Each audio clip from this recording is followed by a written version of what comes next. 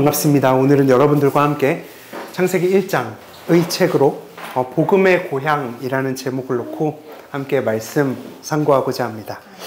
창세기 1장을 펴면 어떤 마음이 드십니까? 마치 오늘 찬양했던 것처럼 하나님의 그늘 아래 있는 것처럼 그곳에 우리가 가만히 머물면 우리들의 마음을 사로잡는 감정은 두 가지 정도여야 합니다. 그 한 가지는 이 책이 정말 나를 작아지게 만드는구나 라고 하는 사실입니다. 참 그렇죠. 피조물된 나의 본질을 마주하고 묵상하면 저희들은 까불 수 없습니다. 겸손해질 수밖에 없는 것이죠. 또 한 가지 들어야 하는 감정은 동시에 그 창조의 내역에 내가 들어있구나 라고 하는 그 사실을 발견하면서 한없이 커지는 우리들의 자존감도 얻어가야 합니다. 마치 나에게 든든한 영적 아버지가 있구나 라고 하는 사실입니다. 우리 말씀 한번 볼까요? 마태복음 6장 9절입니다. 읽겠습니다. 시작. 그러므로 너희는 이렇게 기도하라. 하늘에 계신 우리 아버지여 이름이 네, 저희가 잘 아는 주기도문의 도입입니다. 하늘에 계신 우리 아버지여 라고 하지요. 하늘에 계신 분과 기도자의 간격을 성경이 정해주고 있습니다. 하나님이 너무너무 높고 범접 불가한 곳, 뭔가 꿈 같은 장소에 계시지만 그 사람이 나와 상관없는 분이 아니다 라고 선포하고 있죠. 그분이 바로 나의 아빠다. 그분이 바로 우리의 아버지다 라고 기록하고 있습니다. 그러므로 창세기 1장을 만난다는 것은 마치 고향에 가서 나의 아빠를 만나고 자녀된 나를 발견하는 이 두 가지 감정에 사로잡힐 수 있는 기능이 있죠. 1장에는 많은 시작들이 기록되어 있습니다. 천지의 시작, 생명의 시작, 사람의 시작, 안식의 시작, 결혼의 시작, 가정의 시작, 죄의 시작, 죽음의 시작. 이것이 다 창세기 속에 빼곡히 기록된 하나님의 말씀입니다. 우리가 언제부턴가 나의 인생이 내가 주인인 것처럼 그렇게 살고만 있었다면 우리는 다시 한 번 더 이 모든 것을 시작하셨던 창조주 하나님 앞에 서기로 결단해야 합니다. 우리 전도서 12장 1절 말씀인데요. 한번 읽겠습니다. 시작. 너는 청년의 때에 너의 창조주를 기억하라. 곧 곤고한 날이 이르기 전에 나는 아무 낙이 없다고 할 해들이 네. 마치 인생의 청년기를 사는 사람들에게는 무조건 찾아오는 시기가 있습니다. 그것은 곧 바로 곤고한 날이 온다 라고 성경 기록하고 있죠. 그리고 그 사람은 분명히 고백합니다. 나는 아무 낙이 없다 라고 하는 시간이 우리들에게 찾아온다는 것입니다. 왜 그런 말들을 실토할까요? 왜 그런 낭패를 보게 되는 것일까요? 왜냐하면 자기 인생의 사공에 제대로 된 주인을, 뱃사공을 만나지 못했기 때문에 그렇습니다. 우리는 내 인생의 고향을 자주 방문해야 하듯이 이 창조주 하나님을 자주씩 기억해내야 합니다. 전도서는 그 고향에 가보는 것이 참 지혜다라고 일러주고 있는 것이죠. 고향집에 가면 무엇이 있습니까? 나의 시작이 생각날 수 있습니다. 고향집에 가면 나의 어린 시절의 사진 한 장쯤도 있죠. 그리고 고향집에 가면 때묻지 않았던 나의 모든 동기와 그 깨끗한 영혼의 흔적들을 발견할 수 있습니다. 창조주를 기억하는 것은 내 삶의 매뉴얼에 그 첫 페이지를 한번 펴보는 것과도 같습니다. 날 지으신 그 의도를 가지신 원 제작자와 한번 만나보는 것이죠. 창조주를 기억하는 것은 나도 모르게 타고 있던 내 배의 뱃사공의 그 주인을 한번 만나보는 작업과도 같습니다. 사실 그리스도인도 비그리스도인도 이 세상이라고 하는 망망대해 속에 둥둥 떠다니는 삶을 살아갑니다. 하지만 이 배의 키를 잡은 사람이 주님인 것을 아는 사람과 아니면 뱃사공이 없는 사람의 배는 천지 차이의 결론을 가지고 옵니다. 왜냐하면 하나님이 주인인 것을 아는 그 사람의 배는 망망대해 속에서도 소망을 말할 수 있기 때문에 그렇습니다. 왜냐하면 하나님께서 그 만듦새 가운데 그를 분명히 그 어둠 속에서도 등대를 바라보며 그쪽으로 이끄시는 하나님을 저희들은 발견할 수밖에 없기 때문입니다. 지금 이 세상은 굉장한 소셜 네트워크 속에서 내가 크리에이터다 라고 하는 사람들이 판을 치는 세상입니다. 하지만 그들의 그 만듦새를 살펴보십시오. 그들이 만들어내는 것들은 무에서 유가 아닙니다. 이미 하나님께로 났던 그 재료들을 가지고 재창조하는 것이고 재가공하는 수준에 그칠 뿐인 것이죠. 하지만 하나님의 창조는 다르죠. 진짜 찐 크리에이터는 하나님밖에 없습니다. 그분이 만드시는 것은 복사할 수 없고 흉내도 낼 수 없습니다. 하나님이 창조하실 때 그 단어를 바라라고 하는 단어를 사용했거든요. 근데 그 바라라고 하는 단어의 특징은 두 가지 특징이 있습니다. 첫 번째 특징은 재료가 필요 없습니다. 1장 1절에 재료가 있던가요? 재료가 없습니다. 툴도 필요가 없습니다. 도구도 필요 없습니다. 그저 하나님께서 그것을 창조하셨다라는 선언으로 저희들의 믿음을 도전하고 있는 것이죠. 창세기 1장 1절을 우리 한번 읽을까요? 읽겠습니다. 시작. 태초에 하나님이 천지를 창조하십니다. 방법도 없고 재료도 없고 도구도 없습니다. 하나님이 그저 선포하심으로 그것은 바라 되었습니다. 오늘 본문의 1절에 이 모든 네 가지 단어 제가 색칠해놨죠. 태초, 하나님, 천지, 창조. 이 네 단어는 복사가 가능할까요? 복사할 수 없죠. 흉내도 낼 수 없고 이해도 할 수 없는 단어들의 집단입니다. 태초는 이 시간의 시작점을 이야기하는 거죠. 그래서 지금 이 시간, 지금을 살아가는 이 시간과는 수준이 다른 차원의 시간이고 시간 너머의 시간이 바로 태초라는 것입니다. 존재적으로 시간도 없고 만물도 없고 하나님만 계셨던 그때 그 태초를 저희들은 짐작도 할 수 없지요. 그리고 천지창조 이런 단어는 어떨까요? 저희들이 과연 하늘과 땅 이런 것들을 알 수 있을까요? 하늘은 우주 모든 그 광년을 포함하는 존재감입니다. 땅 속에 있는 핵이 있다고 하죠. 그런데 그것들은 다 책을 펴야만 나오는 이론에 불과하는 것입니다. 우리 중에 땅 가장 그 끝으로 들어가 본 사람도 없고 들어갈 마음도 없습니다. 과학이나 고고학적인 접근으로는 이 1장 1절을 제대로 답변할 수 있는 사람이 아무도 없다는 사실입니다. 자, 그럼 마지막에 있는 하나님이라는 것은 저희들이 알 수 있을까요? 알아가야 하지만 결론적으로 저희들은 모릅니다. 우리 말씀 읽겠습니다. 로마서입니다. 시작.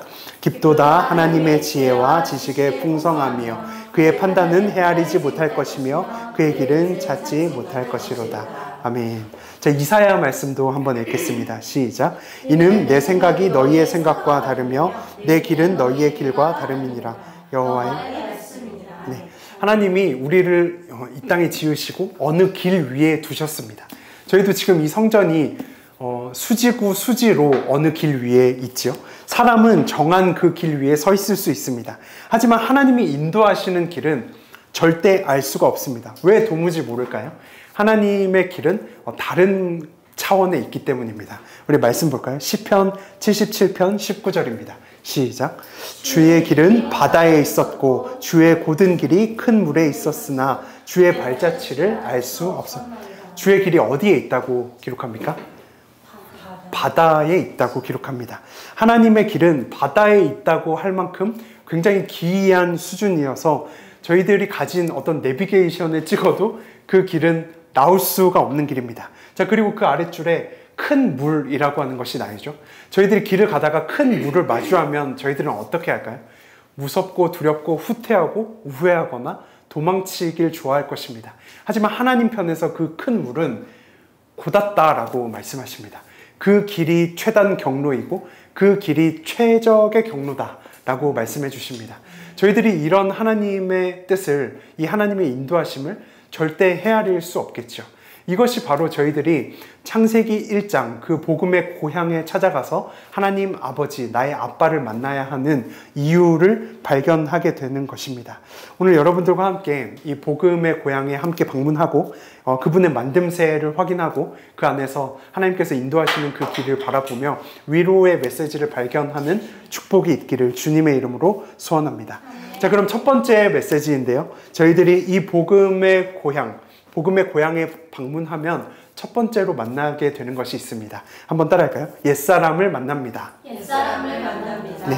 자, 오늘 본문의 이 말씀 2절을 같이 읽도록 하겠습니다. 2절 말씀 시작. 땅이 혼돈하고 공허하며 흑암이 깊음 위에 있고 하나님의 영은 수면 위에. 자, 자, 2절 본문은 하나님께서 이 땅을 제대로 조성하기 전에 마치 쌩얼과 같은 뭔가 민낯을 여실히 보여주는 대목입니다. 혼돈은 무질서를 이야기하고 공허는 텅 빈 그 허물을 이야기하죠. 흑암은 어두움을 이야기하는 것입니다. 짜임새도 없고 텅텅 비어서 모든 것이 어둡고 마비된 상태를 말하는 것입니다. 우리는 오늘 이 본문, 이 2절을 보면서 단번에 눈치채야 할 것이 있습니다. 그것이 뭐냐면 바로 2절이 나구나 라고 하는 사실입니다. 한번 따라할까요? 2절이 나구나. 2절이 나구나. 네. 2절에 있는 이 모습은 옛사람의 그 모든 특징을 여실히 보여주는 것들로 가득 채워져 있습니다. 이 말씀을 받쳐주는 대목이 있는데요. 신약성경 에베소서의 말씀, 바울이 이야기한 대목입니다. 함께 읽겠습니다. 시작. 그러므로 내가 이것을 말하며 주 안에서 증언하노니 이제부터 너희는 이방인이 그 마음에 허망한 것으로 행함같이 행하지 말라. 그들의 총명이 어두워지고 그들 가운데 있는 무지함과 그들의 마음이 굳어짐으로 말미암아 하나님의 생명에서 떠나 있도다. 그들이 감각 없는 자가 되어 자신을 그 모든 더러운 것을 욕심으로 행하되 오직 너희는 그리스도를 그같이 네. 바울이 지금 에베소서 말씀을 통해서 옛사람과 새사람을 비교하고 있습니다. 그 중에서도 이 부분은 옛사람에 대한 나열입니다. 그런데 무엇이라고 얘기하냐면 그 마음에 허망한 것이 있다. 옛사람 가운데는 허망한 것이 있다라고 기록합니다. 이것은 오늘 본문 말씀에 공허가 생각나게 하는 대목입니다. 자, 그리고 총명이 어두워졌다. 이것은 바로 오늘 본문 말씀에 흑암을 기억해내는 단어 표현이죠. 그리고 감각 없는 자가 되어 자신을 방탕에 방임하고 있다. 자, 이것은 떠돌고 헤매고 있는 이 혼돈이라고 하는 단어를 저희들은 생각해내야 합니다. 그러므로 즉 정리하면 이 1장 2절의 창조 전의 모습은 아직 그리스도를 배우지 못한 사람들, 아직 그의 마음 가운데 하나님이 없는 사람들, 하나님을 떠난 사람들의 내면에 똑같이 일어나는 현상이라고 하는 사실입니다. 나의 허망한 이 속사람 속에 창조가 필요하다는 사실을 절절하게 깨닫게 하는 이 말씀의 대목입니다. 그러므로 우리들은 이 1장 2절의 본문을 통해서 뭐 옛날 얘기, 고고학적인 어떤 창조의 역사를 발견하려 하기보다는 이 2절의 이 속내가 바로 지금 나의 무너진 모습이구나 라고 하는 것을 저희들은 발견해야 합니다. 한번 읽겠습니다. 시작. 땅이 혼돈하고 공허하며 흑암이 깊음 위에 있고 하나님의 영은 수면 위에 운행하시니라. 자, 여기서 깊음 위에 있다라고 하는 이 표현은 너무너무 깊어서 그 수심을 가늠도 할 수 없겠다라고 하는 말입니다. 그러니까 이 옛사람의 안타까운 현실을 보여주는 대목이죠. 하지만 그래도 괜찮습니다. 왜 괜찮냐면 바로 그 다음에 나오는 대목 때문에 괜찮은데 한번 따라할까요? 하나님의 영은 수면 위에 운행하시니라. 네. 혼돈과 흑암과 그 공허가 제 아무리 깊어도 그것보다 위에 계신 것들을 발견하는 축복이 저희들에게 있어야 합니다. 바로 성령 하나님의 열심인 것이죠. 창세기 1장 2절에 나와 있는 이 모든 공허와 흑암과 깊음은 저희들이 옛사람으로서 오늘 여실히 마주해야 하는 저희들 안에 있는 악덕 요소입니다. 하지만 그것을 발견해야 하지만 동시에 함께 발견해야 하는 것이 있습니다. 그것은 바로 그것보다 더 위에 계신 성령님의 열심이고 신실함이라는 사실입니다. 혼돈스럽고 공허해도 흑암이 제 아무리 깊어도 우리들을 배회하고 선회하며 우리를 지켜보시는 분이 있습니다. 여기에서 운행한다라고 하는 이 표현은 성경에 딱 2번밖에 나오지 않았습니다. 첫 번째는 오늘 본문에서 첫 번째로 사용되었고 두 번째는 신명기 말씀에서 사용되었습니다. 우리 한번 같이 읽을까요? 읽겠습니다. 시작. 마치 독수리가 자기의 보금자리를 어지럽게 하며 자기의 새끼 위에 너풀거리며 그의 날개를 펴서 새끼를 받으며 그의 날개 위에 그것을 엎는 것 같이 여호와께서 홀로 그를 인도하셨고 그와 함께한 다른 신이 없었도다. 아멘. 마치 아기 새의 성장을 기다려주듯이 흑암과 공허와 그 모든 혼돈 위에서 운행하며 날개로 그들을 품고 계신 하나님의 열심을 저희들은 보게 되는 것입니다. 그래서 이제는 최종 진단을 하시고 처방전을 내려야겠죠. 그 혼돈과 흑암과 공허 가운데 하나님이 어떤 처방을 주고 계시는가를 찾아내야 합니다. 다음 절을 읽을까요? 읽겠습니다. 시작. 하나님이 이르시되 빛이 있으라 하시니 빛이 있었고 빛이 하나님 보시기에 좋았더라. 하나님의 빛과 어둠을 나누사. 아멘. 이 옛사람 가운데 오늘 찾아온 처방전은 바로 빛 되시는 예수 그리스도라고 하는 사실입니다.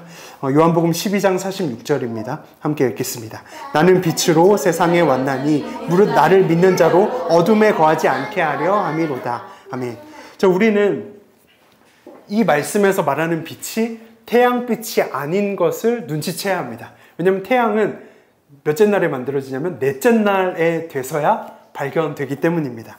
그러므로 눈에 보이는 빛보다 더 다른 근원적인 빛의 성질이 존재합니다. 오늘 저희가 함께 찬양했죠. 내 영혼의 햇빛이니 주 영광 찬란해. 이 세상 어떤 빛보다 무슨 빛 더 빛납니까? 이 빛 더 빛나네. 그러니까 빛이 다 같은 빛이 아니고 다른 성질의 빛이 있습니다. 태양이 낮과 밤을 구분하는 것일까요? 그렇지 않습니다. 바로 빛 대신 예수 그리스도의 등장만이 저희들의 삶의 낮과 밤을 구분하는 것입니다. 이 빛은 지금도 우리 속에 내주에 있고 그것은 바로 성경 말씀이지요. 요한복음 1장 1절에서 4절까지의 말씀 우리 한번 읽겠습니다. 시작. 태초에 말씀이 계시니라. 이 말씀이 하나님과 함께 계셨으니 이 말씀은 곧 하나님이시니라. 그가 태초에 하나님과 함께 계셨고 만물이 그로 말미암아 지은 바 되었으니 지은 것이 하나도 그가 없이 있는 든 것이 없느니라. 그 안에 생명이 있었으니 이 생명은 아멘. 자, 빛이 어둠을 몰아낼 수 있듯이 우리들의 옛사람은 하나님의 말씀이 들어와야 처리되고 청산될 수 있습니다. 하나님은 이토록 우리들에게 빛을 선사해 주시는 분입니다. 고향에 찾아가면 하늘의 별과 달이 남달리 밝죠. 유난히 밝은 것을 알 수 있습니다. 공기가 좋아서일까요?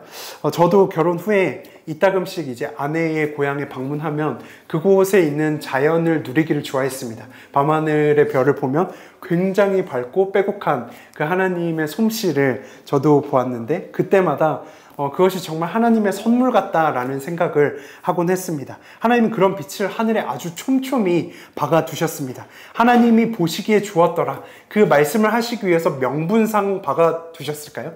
그렇지 않습니다. 하나님은 그 빛을 통해서 우리에게 무언가를 의도하셨습니다. 바로 우리들의 정체를 계속해서 확인하는 작업입니다. 이 빛이 나의 안에 있구나. 내 안에 말씀이 있구나. 내 안에 자녀됨의 정체성을 바라보는 것. 그것이 바로 하나님이 그 하늘의 달과 별을 만들어 두신 이유입니다. 하나님 좋자고 만든 게 아닙니다. 베풀어 두신 빛입니다.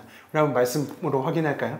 함께 읽겠습니다. 시작. 주의 손가락으로 만드신 주의 하늘과 주께서 베풀어 두신 달과 별들을 하나님 보시기에 좋으려고 한 게 아니라 베푸신 겁니다. 우리에게 그것을 보며 하나님을 생각하기 위한 하나님의 멋진 한 가지 솜씨이고 장치라는 사실입니다. 자, 그러므로 우리는 그 빛을 보며 나의 정체와 나의 정서를 회복할 수 있어야 됩니다. 내 안에 생명이 있음을 확인하십시오. 여러분들 안에 말씀이 있음을 확인하십시오. 여러분들 안에 하나님께서 계시다는 사실을 분명히 확인하는 축복이 있기를 주님의 이름으로 소원합니다. 자, 그러면 벌써 1절, 2절, 3절을 다 봤죠? 그런데 이 속에서 우리는 삼위의 하나님을 벌써 다 찾아내고 누렸습니다. 한번 말씀 볼까요? 창세기 1장 1절에서 태초의 하나님이라고 하면서 성부 하나님, 그 엘로힘의 하나님을 벌써 저희들이 찾아냈죠. 그리고 창세기 1장 2절에는 운행하셨던 마치 아기 새의 성장을 바라보듯 응원하시는 그 성령님의 열심을 저희들이 또한 발견했습니다. 그리고 3절에는 빛이 있으라 라고 하면서 빛 되신 예수 그리스도를 저희들이 발견했지요. 고향을 찾으면 회복이 오듯이 혼돈과 흑암 속에 있는 우리를 응원하시는 삼위의 하나님은 이 창세기 1장 1절이라고 하는 복음의 고향에 반드시 우리를 기다리고 계십니다. 고린도후서 5장 17절 말씀인데요. 함께 읽겠습니다. 시작. 그런즉 누구든지 그리스도 예수 안에 있으면 새로운 피조물이라. 이전 것은 지나갔으니 보라 새 것이 따라할까요? 새 것이 되었습니다. 새로운 피조물이라. 네. 한낱 피조물인 우리가 맨날 늙고 헐고 노쇠하고 늙어가는 줄만 알았는데 그것은 옛사람일 때의 이야기입니다. 저희들의 새사람은 날마다 새로워질 수 있고 날마다 다시 태어날 수 있습니다. 영적으로 새로워질 수 있다라고 기록합니다. 언제 그렇습니까? 예수 그리스도 안에 있으면 가능한 일입니다. 뉴 크리에이션이라고 하죠. 새로운 창조가 저희들의 내면에 이 고향에 방문했을 때 다시 한 번 더 일어나게 되는 것입니다. 오늘 메시지처치 성도님들의 여러분의 심령 가운데 그 재창조가 다시 한 번 더 일어날 수 있는 축복이 있기를 이 말씀 빌려 주님의 이름으로 소원합니다. 또한 이 삼위 하나님의 열심과 응원과 돌보심과 격려가 여러분들의 삶을 떠나지 않고 끝까지 여러분들 가운데 운행하시기를 이 말씀 빌려 주님의 이름으로 소원합니다. 제가 첫 번째가 이 옛사람을 발견하는 것이었다면, 두 번째는 이 고향에 방문하면 비우고 만드는 작업 가운데 저희들이 들어가게 됩니다.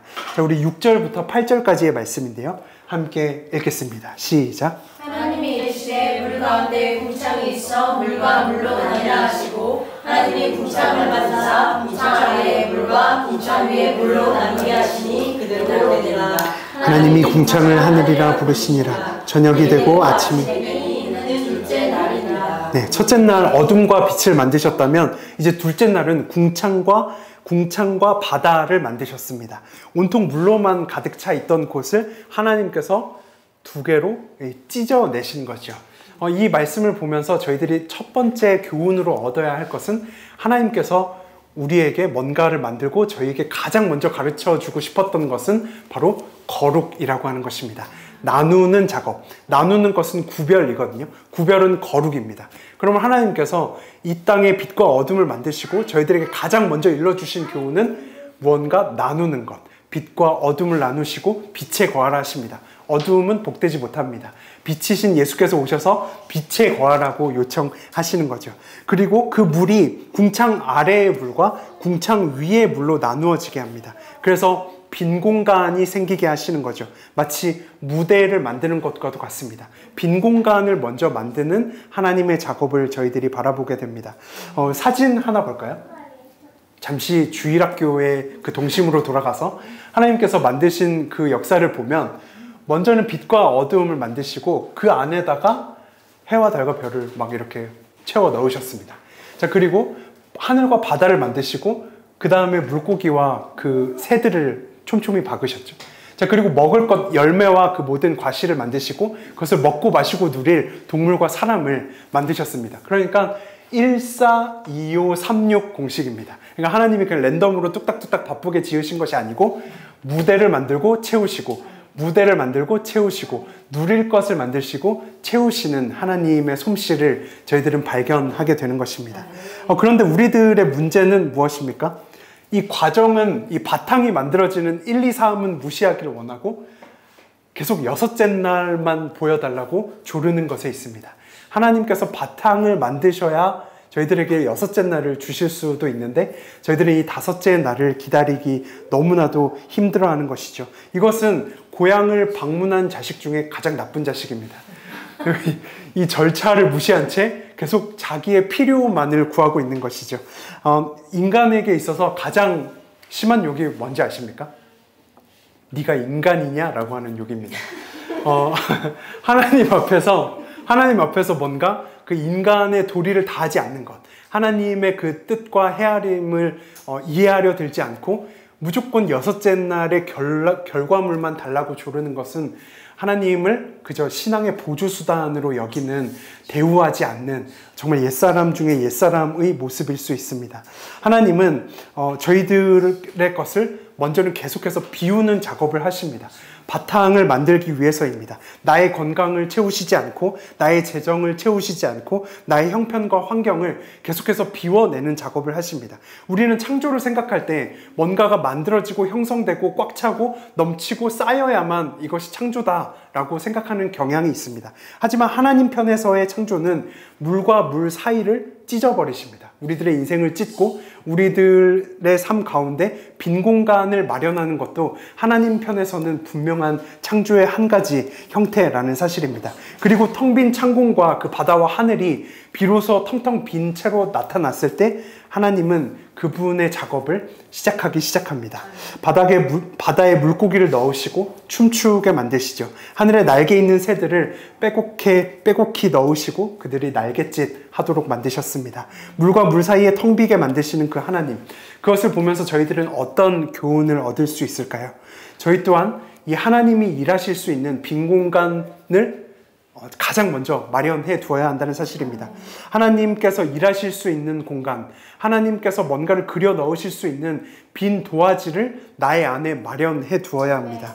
내 뜻이 넘치고 내 계획이 넘치고 내 욕심이 넘쳐서는 안 되겠죠. 우리 옆 사람들과 함께 이렇게 결단할까요? 자기를 비웁시다. 자기를 비웁시다.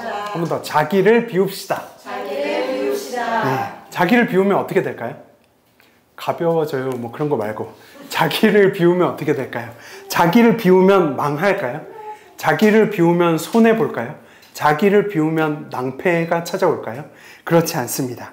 자기를 비워내신 분의 모습을 성경으로 확인해야겠죠. 한번 말씀 볼까요? 읽겠습니다. 시작. 그는 근본 하나님의 본체시나 하나님과 동등됨을 취함으로 여기지 아니하시고 오히려 자기를 비워 형의 형체를 가지사 사람들과 같이 되셨고 사람의 모양으로 나타나사 자기를 낮추시고 죽기까지 복종하셨으니 곧 십자가에 죽으십니다. 이러므로 하나님이 그를 지극히 높여 모든 이름 위에 뛰어난 이름을 주사 하늘에 있는 자들과 땅에 있는 자들과 땅 아래에 있는 자들로 모든 무릎을 예수의 이름에 꿇게 하시고 모든 입으로 예수의 주를 주여 시인하며 하나님 아버지께 영광을 돌리게 하셨느니라. 아멘. 자, 여기 말씀에 보면 자기를 비웠더니 하나님께서 그에게 뛰어난 이름을 더했습니다. 그러니까 비웠더니 더해주셨습니다. 그렇죠? 자, 그리고 낮추셨더니 하나님께서 그를 지극히 높이셨습니다. 그랬죠? 그리고 복종했습니다. 죽기까지 복종했더니 모든 이름이 예수의 이름 앞에 그를 복종하게 만드셨습니다. 이것이 바로 자기를 비움의 엔딩입니다. 자기를 비워낸다는 것은 하나님의 또 다른 차원의 영광 속으로 저희들이 초대되는 것입니다. 그러므로 우리도 이 말씀을 적용하면서 오늘 무조건 한 가지를 발견해야 합니다. 그것은 뭐냐면 내가 내 안에 청산해야 할 것들이 무엇인지 먼저 찾아내는 축복이 필요하고 또한 이 바탕이 만들어지는 빈 공간이 만들어지는 닷새를 저희들도 무조건 기다릴 수 있어야 됩니다. 하나님께서 나에게 마음껏 그 창조의 솜씨를 선보이실 수 있도록 저희들이 이 신뢰의 시간으로 그 바탕을 만들어가는 축복이 저희들 가운데 있어야 됩니다. 하나님께서 저희들의 인생을 찢고 저희들을 비워내시면 저희들은 어떨까요? 불편하고 괴롭고 그 부재가 결핍으로 느껴지겠죠. 굉장히 힘들고 슬프겠죠. 하지만 하나님께서는 그것을 저희를 위해서 해주시는 작업입니다. 더 많은 것들을 그려넣기 위해서 그에게 있는 모든 삶을 지우십니다. 빈 도화지로 만드시고 마침내 하나님의 것들로 빼곡하게 채우는 하나님의 그 역사를 여러분들도 함께 누릴 수 있었으면 좋겠습니다. 말씀을 간단히 전하고 이렇게 정리하도록 하겠습니다. 자, 오늘 말씀으로 저희는 복음의 고향 그 창세기 1장에 방문했습니다. 그곳에서 저희는 성부 하나님을 1절에서 찾았죠. 그리고 2절에서 수면 위를 운행하시는 성령님의 열심을 발견했습니다. 그리고 3절에서 빛으로 오신 그 예수 그리스도를 발견했습니다. 그리고 우리는 옛사람 속에 있는 혼돈과 공허와 흑암을 이 삼위의 하나님 때문에 정리할 수 있고 뉴크리에이션이죠. 새로운 피조물로 저희들은 거듭날 수 있습니다. 그리고 나아가서 하나님은 우리의 인생을 때때로 텅 비게 만드시는 하나님인 것을 저희들은 알아야 합니다. 슬픈 부재가 느껴지게 하시고 결핍이 느껴지더라도 그의 삶을 비우고 찢습니다. 하지만 그 밑작업을 이해하지 못한다는 것은 하나님의 그 창조 사역에 여러분들이 합의하지 않는 것과도 같습니다. 하나님이 일하심에 그 동참한다면 하나님이 그 비워내는 창조에도 동의하고 그 말씀에도 저희들이 순종할 수 있어야 됩니다. 하나님의 창조에는 채워 넣는 것이 다가 아니라 비우는 것도 창조이기 때문에 그렇습니다. 우리 삶에, 여러분들의 삶에 텅 빈 현실이 찾아오더라도 바탕이 만들어지는 이 닷새의 시간을 믿음으로 기다리는 우리가 되기를 주님의 이름으로 소원합니다. 또한 그 비워지는 자들을 바라보며 여러분들이 기도로 채워주십시오. 말씀으로 보강되고 믿음으로 보수될 수 있도록 그 모든 시간이 닷새의 시간이 흘러서 하나님의 해피엔딩이 우리들의 삶 가운데 찾아올 수 있도록 여러분들이 이 말씀을 붙들고 이 복음의 고향 창세기 1장에 자주 방문할 수 있는 축복이 있기를 주님의 이름으로 소원합니다. 자, 오늘 온 땅의 주인이라는 찬양 할 텐데요. 이 가사가 오늘의 말씀과 어찌나 또 생각나게 하던지요. 이렇게 기록합니다. 온 땅의 주인 되신 주님이 나의 이름 아시고 상한 마음 돌보신답니다. 저희들 마음 가운데 옛사람을 하나님께서 마치 이렇게 지켜보신다는 거죠. 그리고 어둠을 밝히시는 새벽별, 방황하는 내 마음 주의 길을 비추십니다. 마치 베풀어 두신 그 빛을 바라보면 우리들의 삶의 정체성을 다시 한 번 더 찾을 수 있었던 것처럼 그 가사들이, 그 하나님의 은혜가 이 가사 가운데 빼곡히 기록되어 있습니다. 한 번 더 이 찬양의 가사의 고백으로 하나님께 나아가는 우리가 되었으면 좋겠습니다.